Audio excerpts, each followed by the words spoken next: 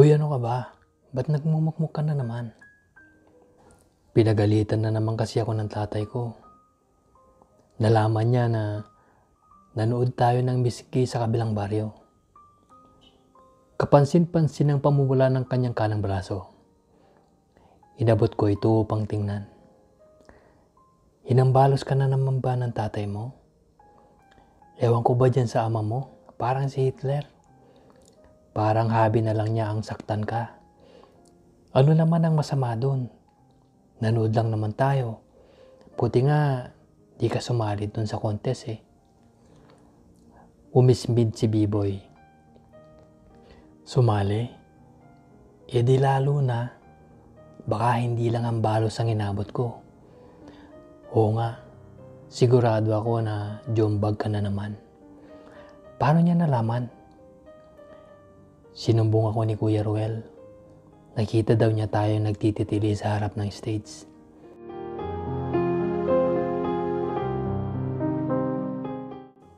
Yan si B-Boy, best friend ko. Kapitbahay namin sila sa baryo. Noong bagong lipat sila, ay napansin ko kaagad na malamya siya. Parang batang babae. Actually, natuwa ko kasi feeling ko magkakasundo kami. Hindi nga ako nagkamali. Instant ang pagiging magkaibigan at magkalaro namin. Pag naglalaro ako ng luto-lutuan, bahay-bahayan, si B-Boy ang kapitbahay ko. At siya naman ang nagtitinda-tindahan gamit ang mga dahon, balat ng candy, at basyong lata. Habang ang mga kasabayan naming batang lalaki ay abala sa tumbang preso, habulan at basketball, kami naman ni B-Boy ay gumugubit ng karton ng sigarilyo na hiningi sa tindahan at ginawang korteng manika. Pagkatapos ay gamit ang intermediate pad, ay gagawa naman kami ng mga damit. Kukulayan ng krayola at pagagandahin. Kasi naman, sino ang magbibigay sa amin ng mga manika pareho kaming lalaki. Kung minsan naman, ay aayusin namin ang isa't isa gamit ang kulay pulang papel na dehapon na balat ng pulburon. Babasahin namin ito at ipapahid sa labi namin at pisngi. Kunwari ay makeup at lipstick. Pati pulbos at rollers ng nanay ko ay kinukulorete namin. B-Boy, punyemas kang bata ka. Ano naman yung ginawa mo ha? Tingnan mo nga itsura mo. Hindi ka na nahiya. Bakla ka talaga. Gulat na gulat kami ni B-Boy. Nakita ko ang matinding takot sa kanyang mga mata. Tangan ng kanyang tatay ang mahabang kahoy. Otomatikong nakatakip kaagad sa kanyang puwitan ang kanyang mga kamay. Kiluha ng kanyang ama ang ginupit naming papel na manika.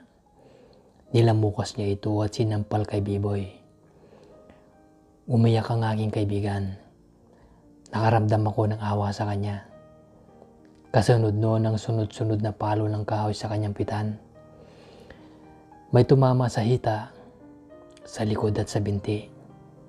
Walang direksyon, kung saan-saan tinamaan.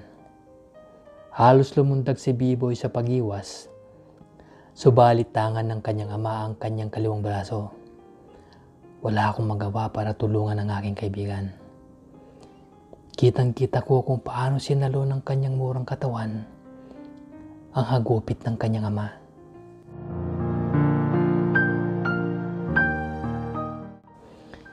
Sinabi ko na sa iyong tigilan mo ang paglalaro ng ganyan. Sutil ka talagang bata ka. Wala ka nang ginawang mabuti. Tama na po, itay. Masakit po. Aray. Hindi na po maulit. Aray, tama na po. Sige, uwi ka sa bahay. Napansin ko ang dalawang kuya ni B-Boy na nakatingin sa gilid. Nakangiti.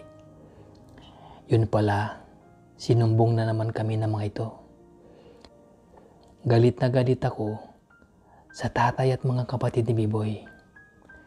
Ilang araw ko ding hindi nakitang lumabas ng bahay ang aking kaibigan.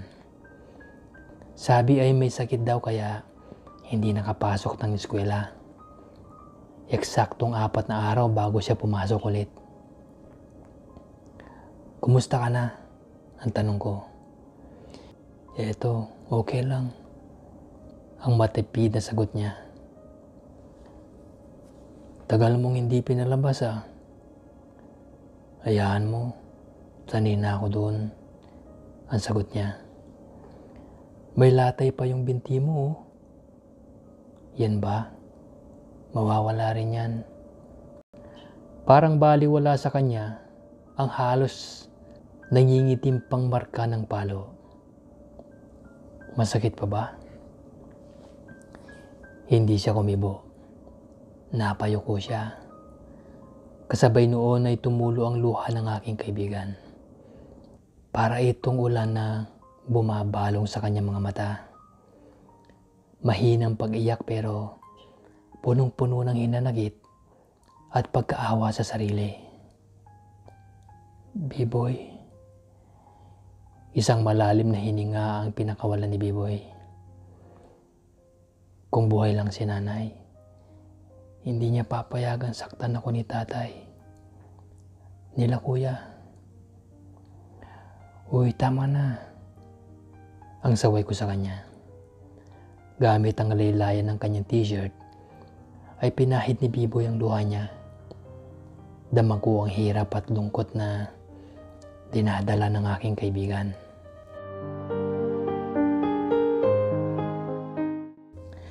Simula noon ay naging mas maingat kami sa paglalaro ni B-boy. Kadalasan ay sa bahay na lang namin upang hindi na siya mapagalitan ng tatay niya. Swerte naman ako at mababait ang mga magulang ko. Kaya hindi ko na nararanasan ang mga pagmamalupit na nararanasan ni B-boy sa kanyang ama at mga kapatid. Alam mo, naiinggit ako sa iyo. Ang biglang sabi niya. Bakit naman? Kasi ang bait ng nanay at tatay mo. Ako araw-araw na lang pinagagalitan at pinapalo.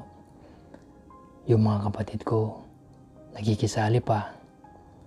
Ang galing manggatong kaya si tatay paborito akong saktan. Bakit ba sila ganun sa'yo? Ewan ko. Basta simula nang namatay si nanay, mas madalas na nila akong saktan. Mabuti pa nga noon kahit papano, napipigilan ni nanay ang mga palo ni tatay. Ilang beses kong naramdaman ang sama ng loob ni B-boy. Wala akong magawa para sa aking kaibigan.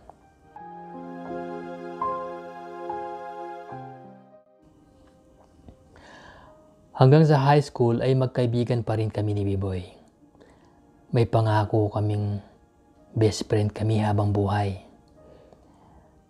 May mga panahon na hindi kami nagkakasundo pero laging ako ang sumusuko. Katwiran ko. Sa akin man lang ay makatagpo siya ng tunay na nagpapahalaga sa kanya. Ayoko makadagdag pa sa paghihirap niya. Parang kapatid ang turing ko kay B-boy. Ano, sama ka? Sasali daw si Richie sa Miss Gay. Diyan sa bayan. Nood tayo. Ang haya ko sa kanya. Ayoko, baka malaman na naman ni tatay. Palo na naman ako. Ang tanggi ni B-boy. Hanggang ngayon ba pinapalo ka pa? Fourth year ka na ha. Paminsan-minsan na lang. Di gaya noon. Kaya lang, nawala na nga ang palo. Sapak naman ang kapalit. Kundi si tatay, si Kuya Ruel o si Kuya Sario. Grabe naman sila. Parang hindi kanila kaano-ano ah. Anak kanila. Kapatid kanila. Kasi bakla daw ako. Kahihiyan yun. Ano bang mas malala? Bakla o adik? Hoy, huwag kang maingay. Madanikan ni Kuya Sario. Ay naku, hindi ako natatakot sa adik mong kapatid, no? Isang mapait na ngiti lang ang isinagot ni B-Boy. O sige, ikukwento ko na lang sa iyo ang nangyari sa contest. Ang paalam ko sa kanya. Noong hapon ay naghanda na ako. Kung ayaw ni B-Boy, ako na lang at yung ilang barkada namin ang manunood. Palis na ako nang nakita ko si B-Boy na humahangos. Oh, para kang hinahabol ng 10 demonyo ah. Ang bati ko. Umalis si tatay. Nagpuntang Nueva Ecija. Bukas ang uwi. Pwede akong sumama. Ay, buti naman nakalaya ang sentensyadong bakla. Yung mga kuya mo, wala sila. Siguro nakipag-inuman na naman o baka nasa basketballan. Sige, bilisan mo. Dapat nasa unahan tayo ng stage para makapag-cheer ka kay Richie. Oo, sandali lang. Uuwi muna ako. Hintayin mo ako ha. Kita ko ang excitement sa mga mata ni B-Boy. Natuwa ako para sa aking kaibigan.